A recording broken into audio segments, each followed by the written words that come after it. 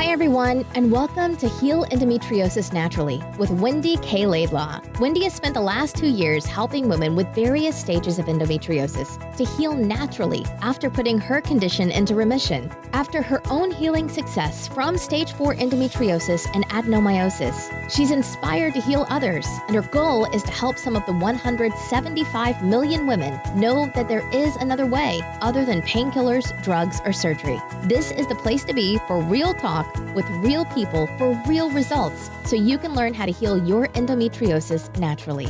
Please note that the opinions expressed in this program may represent options, but are not a substitute for proper medical care. Before starting any new healthcare program, we recommend you consult with a health professional.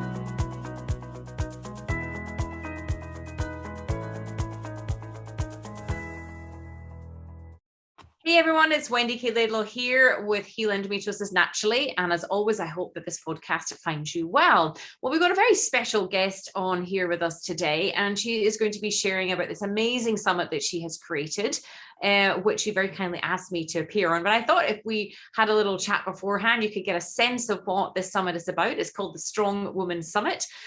So welcome, Samantha. It's fantastic to have you here. Hello, Wendy. Thank you for having me today.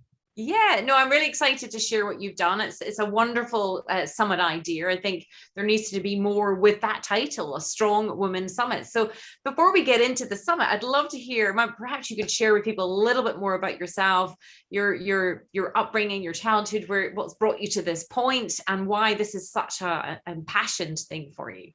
Yeah, right. Strong woman. First, myself is a haute couture fashion designer, and I was a figure skating coach before, and I was also an entrepreneur for the last 18 years. And to my experience, I grew up in a really root class, grassroots class from Hong Kong. It's very, very poorly housing environment, and I've been born and raised in this environment while my mom was not there, so just with my father and 2 brothers. So we having very, very minimal survival level of living. We don't have extra bit of doing any activities. And so when I grew up, I went through some trauma as well, some domestic violence and all that. But then therefore, I planted the seed for myself. When I grew up, I want to help teenagers and kids to find their confidence, to tell them they can have hope. But then I was too young to prove anything, right? Until I think if one day I'm very successful, this is the right point for me to share. And then I got married pretty early, around 23 years old, and my first marriage was not very decent. So also another domestic violence environment, and my husband passed away after 5 years, which left me 2 kids, very, very young kid. And by that time I already have my business for 10 years while I having hundreds of workers following me. So means I have got very heavy expense every month by just giving salaries, right? So but then I realized my initial idea to start my sportswear brand to help teenagers to find their confidence cannot be really complete, simply because if without a mother, a strong woman giving a role model that the kids can do it. The woman is a very, very important role, which I don't have my mother around me. So this is one of the reasons I think, well, women play such important role in this project. So then, because I was a single mother with 2 kids and a business, so-called entrepreneur with lots of worker behind me as well. So I found, oh my God, to balancing all these things is almost impossible. And one day I asked myself, actually, would that be possible to have a lovely family, a lovely husband, a successful business, a good kids, and also be able to be happy, have some time for yourself, right? Yeah. And I would say 99% of people will tell you, you can't have it all. Yeah. Which I don't believe. I believe if you have a dream, if you have a method, if you have the right mentor, if you have the right vision board, you can have everything manifest, but you have to first work inside out, not outside in. So that's the whole thing of doing Strongwomen.live Summit. I think it's quite new, and especially in Asian culture, it's crazy. Strong woman in Asia is just somebody unfortunate. So Well, it's So lovely. It's amazing hearing your story, and well done on all that you've overcome, because I know you've skimmed over it there. And I'm sure there was a lot that went on behind the scenes. You kind of touched on certainly not having your mom. That must have been very hard as a girl growing up and with your father and your brothers. You know, so full credit to you. And it's lovely that you felt you want to pay that forward. It sounds like when you were a teenager, there was parts of you that needed that maternal guidance, if you like, to moving forward. Exactly. So I love that you created this summit, because it's about, as you say, in Asian culture, it's not about being strong, but I think it even goes wider around the world than that. I think women historically, you know, have been sort of like, they're treated in some places worse than dogs, worse than animals, you know, by all sorts of different, you know, systems, medical systems, religious systems, law systems, all sorts of things like that. So I love that you're putting this together. You're bringing, was it 36, 37 women together? 39 even. 39 women together just to share. So perhaps you could even just share a little bit more about some of the speakers you got. I mean, it's very kind of you to ask me on, and obviously I'm sharing my story, and my listeners probably know there's my story like the back of their hand by now. They've heard me talk about it that often. But the reason I wanted to bring you onto the podcast was because I think, you know, a lot of women from all different countries, different cultures, different skin color, different backgrounds, religions, there's a thread, there's a core of struggle. And I think what you're trying to do is say, actually, and it's very much it is aligned with what I do, is that we have a lot more power, a lot more strength than we realize. So perhaps you could share just with some of the wonderful women that you've got on your side. Right. Well, number one, before I start to share one of my two of my speaker, I would like to reframe the word strong woman. Strong woman in our own culture is somebody like always dominant in here. But I want to clarify, nowadays, the strong woman, just like you said, we are the women keen on finding solution, and that's our strength. And we still choose to love, and we still choose to be soft. Is not strong only muscle. I know, and I love that you've clarified that, because it's not about being hard and brash and being masculine. It's being in touch with our femininity whilst embracing our internal feminine strength. Exactly. And this is so important. And especially why I said, I want to mention one of these guests from Japan. Really, her story made me cry immediately. I have no idea why I call her, but my intuitive tell me to call her. While I understand her story, really, it's also a healing for her cultural problem. This speaker is from Japan. You know, she being raped one time when she was young, but when she woke up, she found herself empty, like naked body under the bridge outdoor. And she came back home, and the only thing her mother told her is to give her two slap on her face and tell her to come back home from the back door and make her kneel on the ground. And I'm like, that speaker nowadays is 52 years old, but you know, you still feel like I feel it. I'm getting shivers on my arms as you like. Oh my goodness. And this is something nobody gonna talk about, the culture, even though this is a shame. Yes.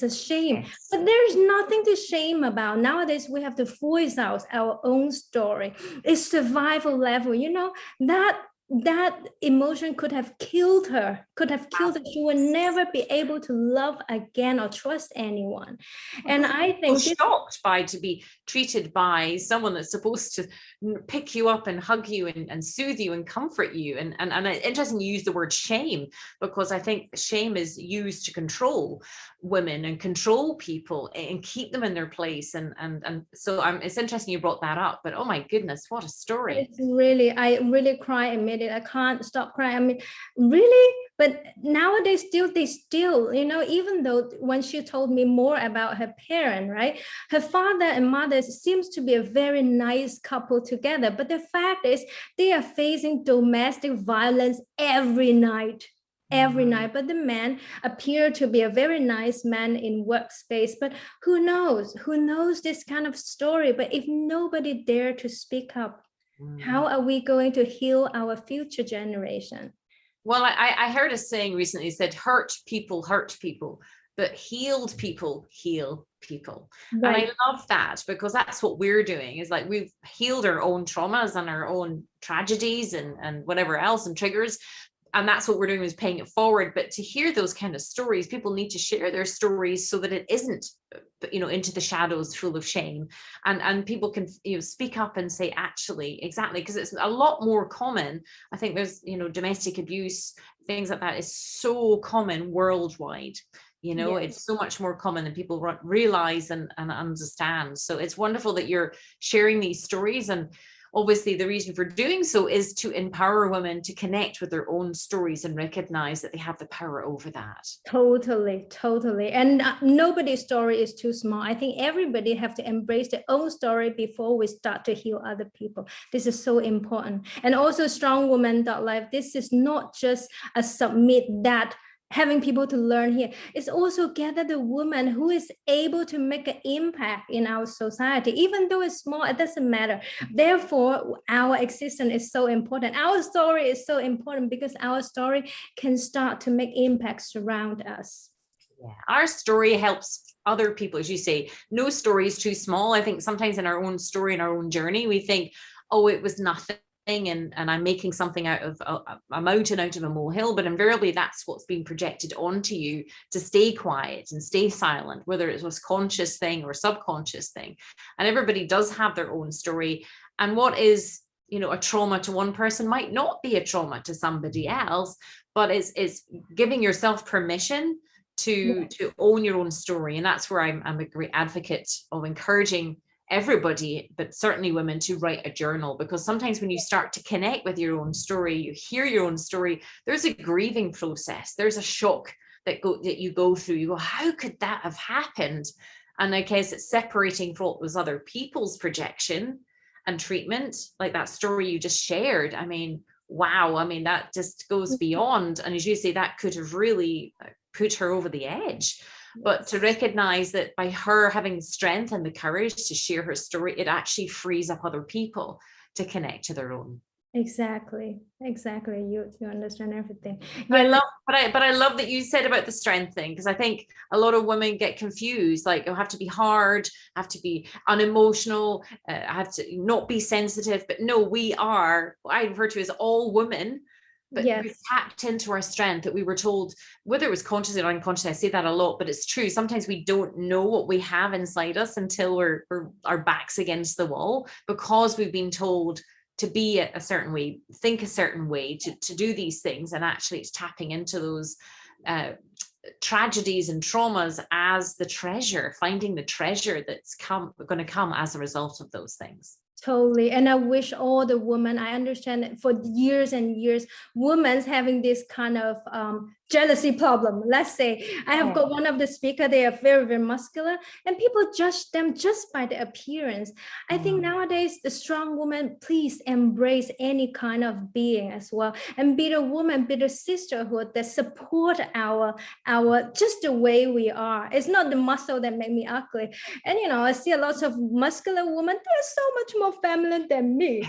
And no, and it's absolutely right what we're saying. And I know in our community, our Endoboss community, it is all about women supporting women lifting women, like you're wanting to do with teenager girls and things, help them and help them understand what they have within them, because sometimes there's a lot of women pitched against other women, and that isn't how it should be. It should be women lifting other women up, so that we can all step into our light and into our strength.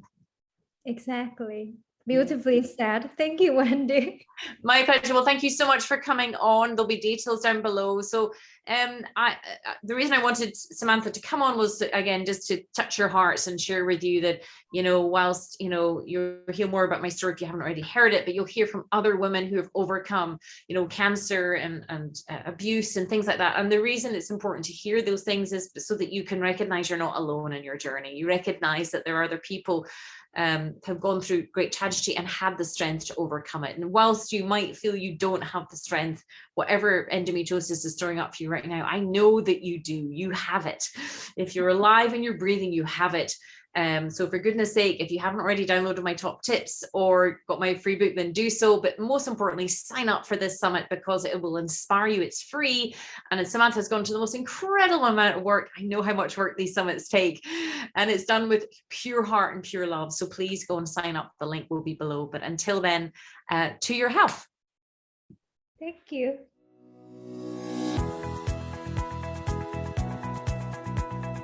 Thanks for listening to Heal Endometriosis Naturally with Wendy K. Laidlaw. And I hope you enjoyed the show. Don't forget to subscribe, like, and rate us. If you're interested in learning more, you can download your top 5 jumpstart tips at healendometriosisnaturally.com and jump on the VIP email list. Remember to keep you number one. The world needs a healthy you.